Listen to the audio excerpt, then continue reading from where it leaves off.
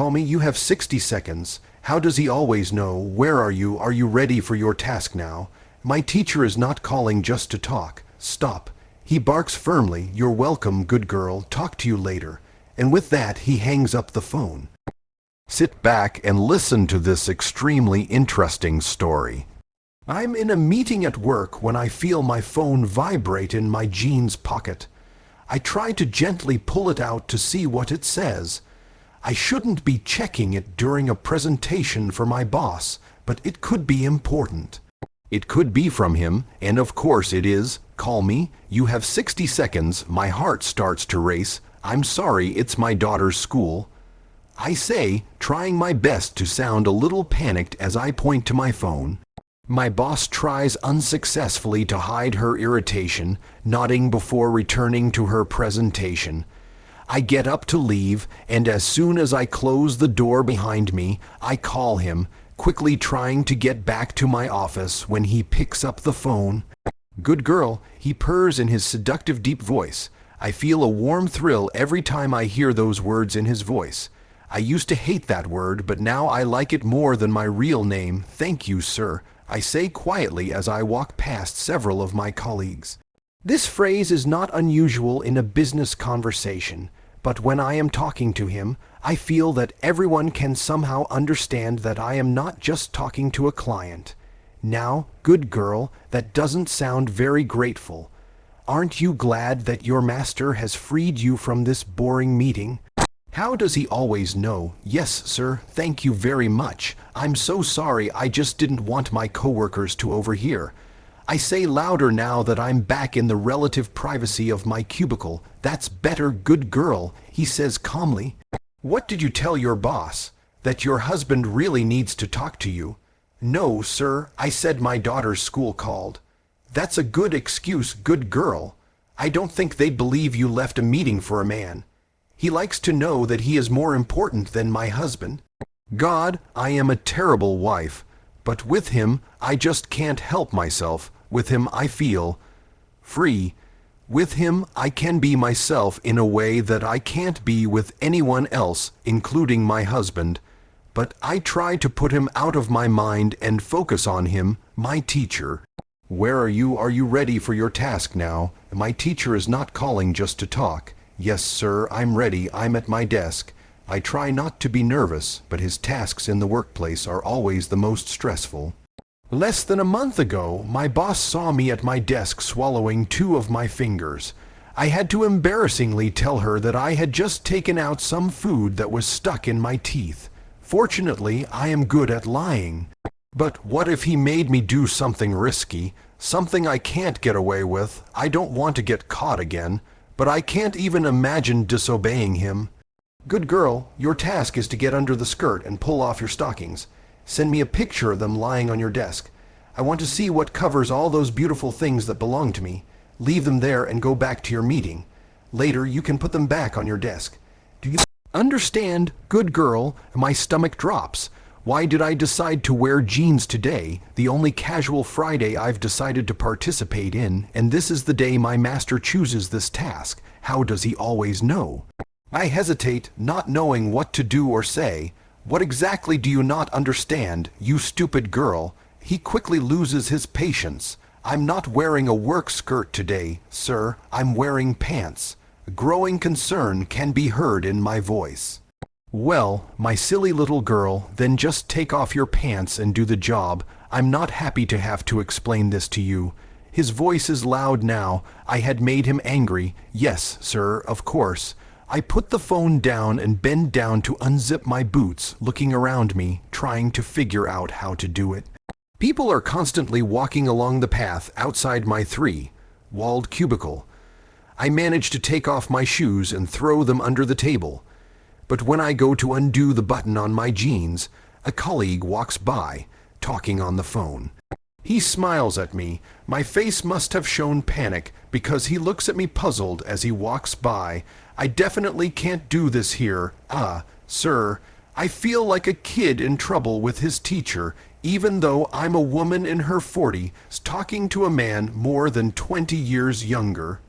What's the problem, honey? His volume makes me move the phone away from my ear. I feel terrible. I have never heard him so angry. This is the man I live to please, and I've made him angry. I try to beg him. Please, sir, let me just go to the bathroom, and then maybe I can. Quiet, good girl, now.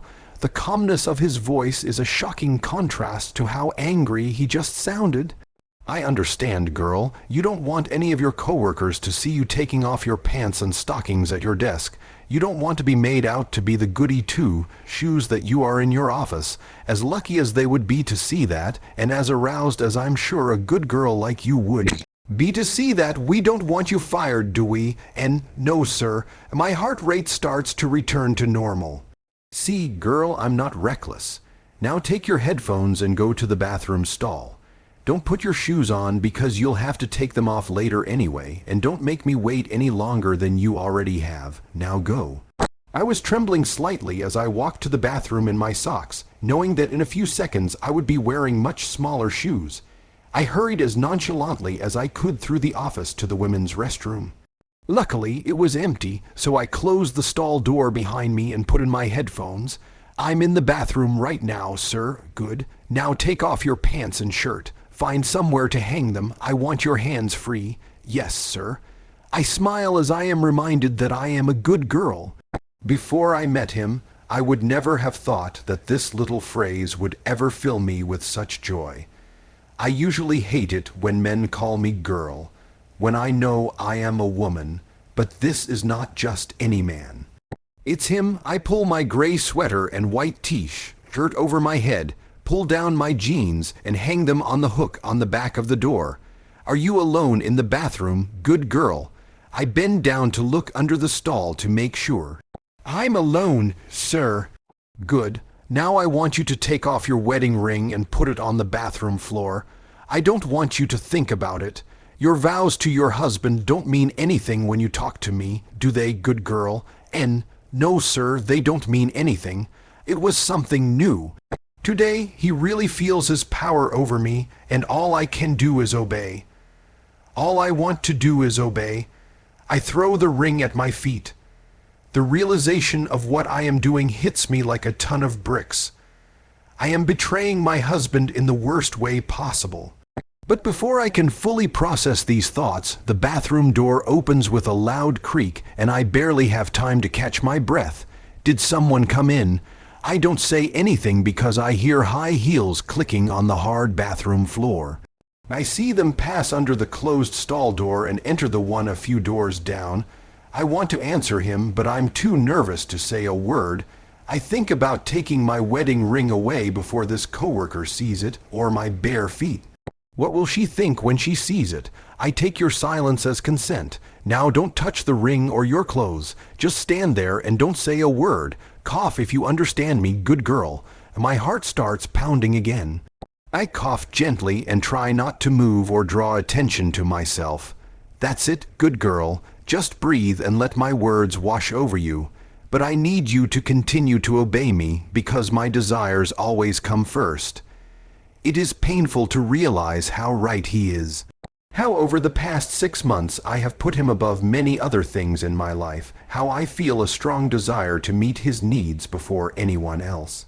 You listened to me so well, good girl. Remember a few weeks ago when we practiced your gag reflex while you were at work? You were so hesitant to continue after your boss caught you pleasuring your fingers, and yet you continued and managed to shove them down your throat. You are such a good girl.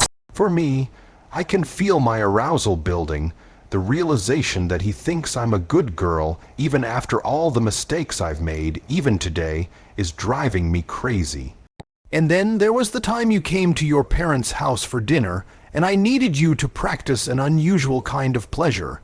You were such a good girl that you excused yourself from the table and went to the bathroom to practice for me.